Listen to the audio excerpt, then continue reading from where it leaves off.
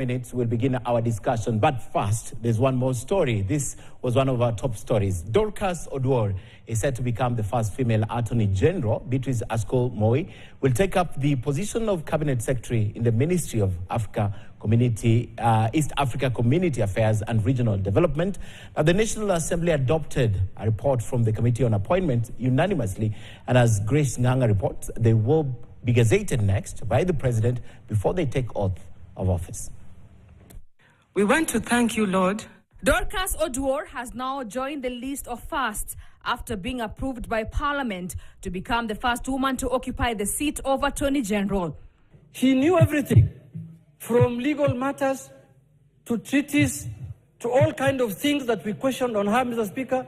The exemplary work she has done in the ODPP, Mr. Speaker. He has made history today, having nominated the first woman who is going to occupy the position of Attorney General in the Republic of Kenya. Oduor's nomination is a trailblazer as she becomes the highest legal officer in government, acting as the President's advisor on all legal matters, besides representing the government in all cases. Approving her nomination, MP said she had proven beyond reasonable doubt that she was fit for the job. Rise to support Beatrice and Dr. Oduor for having achieved in academic standards. And that was evidence on how they presented their cases. This is one of the areas where the President and this House will have performed quite well in terms of the improved gender parity in the Cabinet.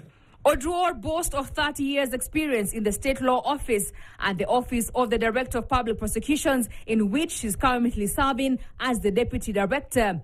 Her legal career started in 1992 when she was admitted to the role of Advocate of the High Court, where she was employed to serve at the State Law Office, rising from the position to that of Secretary of Public Prosecutions. In 2017, she was placed at the Office of the Director of Public Prosecutions as a result of delinking of prosecutions from the Office of the Attorney General in 2017, following the 2010 Constitution.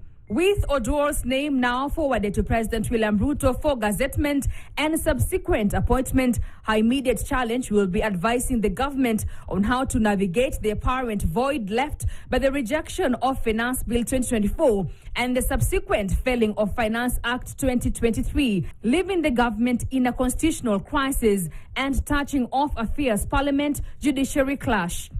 Also approved is Beatrice Askul, East African Community Affairs and Regional Development Cabinet Secretary, who formerly served as Turkana County Executive Committee member for Water and Sanitation. I would like to zero in on one candidate, Beatrice Askul from the marginalized community at Turkana, who started from down there. Grace Nganga, KTN News, Nairobi. All right, time now for a break. We will be giving you the results of our big question tonight in a little bit. My guests already seated here, Dr. Duncan Ojwang, Cyprian Nyamwamu, and of course, Haman Manyora. We'll be speaking to them shortly. Plus, we'll take you back to history. But first, it's a minute to the top of the hour. Time for